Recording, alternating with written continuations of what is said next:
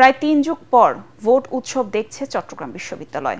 শান্তিপূর্ণভাবে চলছে কেন্দ্রীয় ছাত্র সংসদ চাকসু ও হল সংসদ নির্বাচনের ভোট গ্রহণ। তবে ব্যালটে ব্যবহারের জন্য অমোচনীয় কালি উঠে যাচ্ছে বলে অভিযোগ করেছেন ছাত্রদল ও ছাত্র শিবিরের ভিপি প্রার্থী।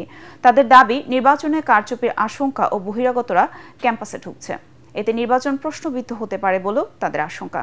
চট্টগ্রাম বিশ্ববিদ্যালয় থেকে আবুল হাসনাতের পাঠানো তথ্য ছবিতে আরও জানাচ্ছেন জাহিদুল আলম।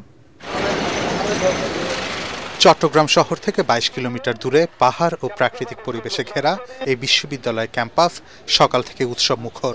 কেননা ১৯৯০ সালের পর এই প্রথম চট্টগ্রাম বিশ্ববিদ্যালয়ে ভোট উৎসব দেখছেন এই প্রজন্মের শিক্ষার্থীরা। কেন্দ্রীয় ছাত্র সংসদ ও হল সংসদ নির্বাচনে সকাল ৯টা থেকে সুশৃঙ্খলভাবে লাইনে দাঁড়িয়ে ভোট দিচ্ছেন ভোটাররা। OMR ব্যালট পদ্ধতিতে ভোট দিয়ে উচ্ছ্বসিত সাধারণ শিক্ষার্থীরা। আমরা আশা করি যে একটা ভালো প্রতিদ্বন্দ্বিতা পাই আমরা, যাতে ভার্সিটির একটু আরো উন্নতি হয়, আরো সামনের দিকে এগিয়ে যেতে পারে। শিক্ষার্থীরা সবাই সচেতন, তারা খুঁজে খুঁজে তাদের যোগ্য ব্যক্তিদেরকেই ভোট দিবে, এটাই আশা রাখি। অবশ্যই যোগ্য প্রার্থী চাই, যারা হচ্ছে যে বিশ্ববিদ্যালয়ে শিক্ষার্থীদের কল্যাণে এবং বিশ্ববিদ্যালয়ে যে সমস্যাগুলো আমরা ফেস করছি সেগুলো উন্নয়নের জন্য লড়াই করবে এবং হচ্ছে আমাদের সমস্যাগুলো তারা সমাধান করতে পারবে। আমরা যে সমস্ত গেট টুগেদার করি, ওখানে যেরকম হাসি মুখে প্রত্যেকটা ছেলে মেয়ের মুখে সুন্দর হাসি। কোনো রকম অভিযোগ এসেছে কিনা? এখন পর্যন্ত আমি কোনো অভিযোগ দেখতেছি না, তো আমি তো খালি হাসিই দেখতেছি। ভোটদান স্বচ্ছ করতে এবং জাল ভোট রোধে ভোটারদের হাতে অমোচনীয় অর্থাৎ মুছে যায় না এমন কালি দিয়ে আঙুলে চিহ্ন দিচ্ছেন নির্বাচনী কর্মকর্তারা।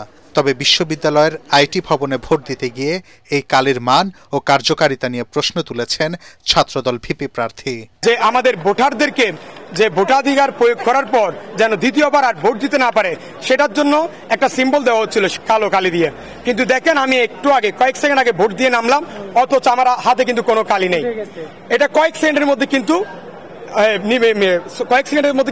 মিচে যাচ্ছে।